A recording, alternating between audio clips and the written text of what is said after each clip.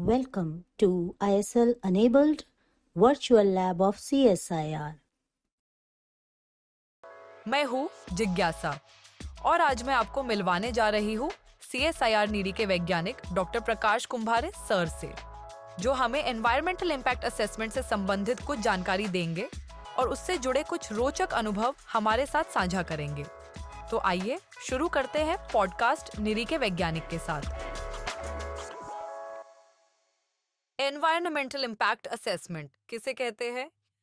Environmental impact assessment एक विधि है जो किसी भी प्रोजेक्ट, चाहे वो इंडस्ट्री से संबंधित हो, चाहे हम कोई भी एक्टिविटी कर रहे हो जो बड़ी हो और जिससे पर्यावरण पे हानि होने वाली हो, तो उसको हम मूल्यांकन करते हैं पर्यावरण का।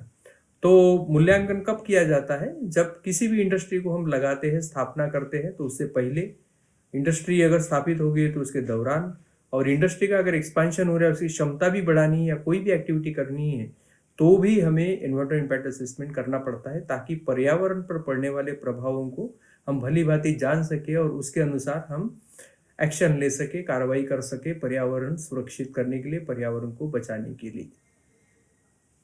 क्या living things, non living things और ऑर्गेनिजम्स होते हैं हमारे एनवायरनमेंट में, उनके बीच कुछ रिलेशनशिप है? हाँ, बिल्कुल है। हमारा जो पर्यावरण है, जो हमारे आसपास की सारी चीजें एक पर्यावरण है, और उसमें लिविंग और नॉन लिविंग थिंग्स उसमें समावेश होता है। तो लिविंग थिंग्स में हम क्या कहेंगे कि लिविंग थिंग्स में पौधे आते हैं, प्राणी आते हैं, सूक्ष्मजीव आते हैं। और नॉन लिविंग थिंग्स में क्या आते हैं कि हवा आती है, आपका पानी आता है, मिट्टी आती है। तो इस तरह का आपस में जो रिलेशनशिप है, बिल्कुल है। क्योंकि देखिए, अब पानी हो, चाहे हवा हो, चाहे आपकी मिट्टी हो, तो इनका रोल सबको हमको पता है। इसके बिना आपका जीवन अधूरा है।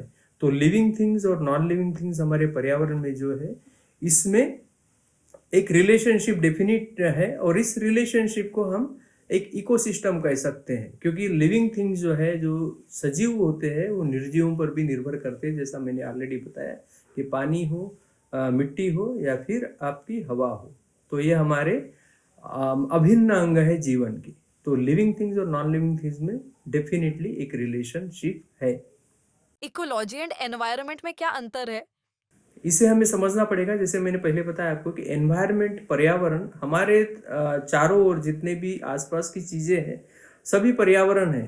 तो पर्यावरण में लिविंग थिंग्स भी आती है, नॉन लिविंग थिंग्स भी आती है। लेकिन इकोलॉजी क्या है? इकोलॉजी जो परस्पर संबंध है आपस में जीवों का और नॉन लिविंग थिंग्स का, मतलब जो निर्जीव जो चीजें हैं, उनका जो आपस में परस्पर संबंध है, उसको हम इकोलॉजी कहते हैं।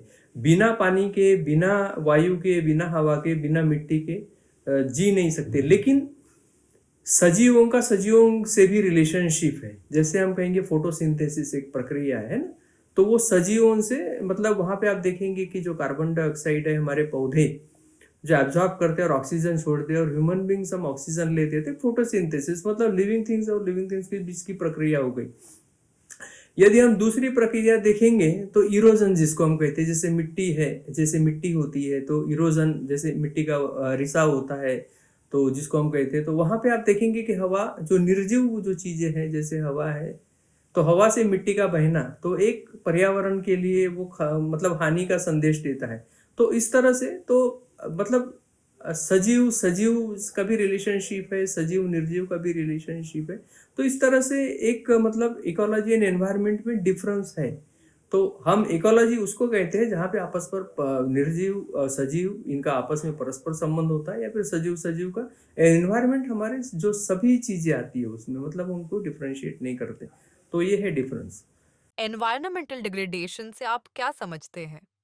एनवायरमेंटल डिग्रेडेशन वो होता है जहाँ पे आपके नेचुरल रिसोर्सेस हैं, हवा है, पानी है, मिट्टी है, बायोडाइवर्सिटी है, फॉरेस्ट्स हैं, ये सारे हमारे जो है नेचुरल कंपोनेंट्स है एनवायरनमेंट के।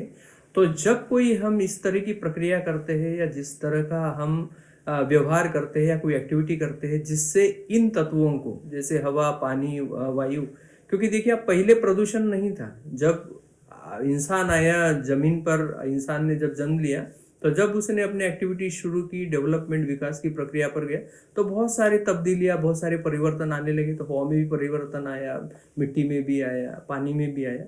तो नेचुरल रिसोर्सेस में तब्दीलियाँ, परिवर्तन आते गए। तो बेसिकली वो डिप्लीशन होता गया उन चीज़ों का। जैसे पानी का आप देखेंगे तो पानी दिन ब दिन कम होते जा रहा है, चाहे ग्राउंड वाटर लो, चाहे सरफेस वाटर लो। हवा में लो तो हवा में प्रदूषण बढ़ता जा रहा है। मिट्टी की जो है न्यूट्रिएंट, जो पोषक क्षमता है, जो पोषक तत्व है, वो घटते जा रहे हैं। तो इस तरह के जो परिवर्तन आ रहे हैं उसको बेसिकली हम इन्वायरमेंटल डिग्रेडेशन कह सकते हैं। हमारे देश में पर्यावरण चुनौतियां क्या है? जैसा मैंने बताया कि 3 मेजर पर्यावरणीय इन्वर्टर चैलेंजेस हैं। सबसे पहला तो है एयर पोल्यूशन कंट्रोल। आप दिल्ली का प्रदूषण देख रहे होंगे कि हर विंटर में हम उससे जूझते रहते हैं। और जो मेजर सिटीज़ है उसमें भी बहुत सारे शहर है जिनसे हम काफ़ी कुछ एयर क्वालिटी में मतलब डिग्रेडेशन हो रहा है, एयर क्वालिटी पुअर होती जा रही है, जिसका सीधा संबंध हमारे स्वास्थ्य से है। दूसरा जो है वाटर क्वालिटी आप देखेंगे तो नदियाँ प्रदूषित होती जा रही है। हमारे जो बाकी जो कारपोरेशन से वाटर आता है उसी पे हम ज़्यादातर डिपेंड है। तो ये सारी चीज़ें हैं। और मिट्टी का आप देखेंगे कि तो गांव में हम पहले कह रहे थे कि प्रदूषण नहीं है, लेकिन ओवर यूज़ ऑफ पेस्टिसाइड्स है, बायो फर्टिलाइजर्स है, इससे काफ़ी कुछ प्रदूषित हो रही है मिट्टी। और उसका सीधा प्रभाव हमारे पानी पे और गाँव में की मिट्टी में भी पड़ रहा है, जिसका सीधा प्रभाव हमारे अनाज पे, हमारे जो क्रॉप्स है, मिलेट्स है, सभी पे पड़ता जा रहा है। तो ये सारी चीज़ें अभी आने लगी है और ये मेजर इन्वायरमेंटल इश्यूज है। सबसे मेजर इन्वायरमेंटल इशू आज आ रहा है जो है वेस्ट मैनेजमेंट। तो वेस्ट मैनेजमेंट में मेरे ख्याल से ई वेस्ट मैनेजमेंट बहुत बड़ा विषय है आज के परिप्रेक्ष्य में, क्योंकि आप देखेंगे कि computer, laptops, electrical appliances, mobiles हर घर में है इसमें। तो यहाँ का जो वेस्ट है तो उसको कैसे डिस्पोज ऑफ किया जाए, वो कचरा कहाँ जाएगा, उसको रिसाइकलिंग प्रोसेसेस कैसी होंगी, उसको किस तरह से हमें रिसाइकलिंग रेट को बढ़ाना है, तो इस पे काम करने की ज़रूरत है। तो और सॉलिड वेस्ट मैनेजमेंट में हमारे घर कारपोरेशन की गाड़ी आती है और हम कचरा वो ले जाती है, तो उसमें भी हमें आज तक हम सेग्रीगेशन अप्रोप्रिएट नहीं कर पाए हैं। मतलब वेट वेस्ट हो, चाहे गीला कचरा हो, चाहे सूखा कचरा, इसको डिफ्रेंशिएट करने में आम आदमी को तकलीफ हो रही है। तो बाकी जो वेस्ट है, हैजार्डस वेस्ट है या फिर बायोमेडिकल वेस्ट है या फिर केमिकल वेस्ट है, उसको किस तरह से हम अवेयरनेस लाएंगे, ये बहुत चिंता का विषय है। तो एनवायरमेंटल इश्यूज हमारे कंट्री में बहुत सारे हैं, लेकिन मुझे लगता है कि सबसे बड़ा जो विषय है एयर पोल्यूशन है, वाटर मैनेजमेंट है और हमारा वेस्ट मैनेजमेंट सबसे बड़े आज के विषय है, चुनौतियाँ है।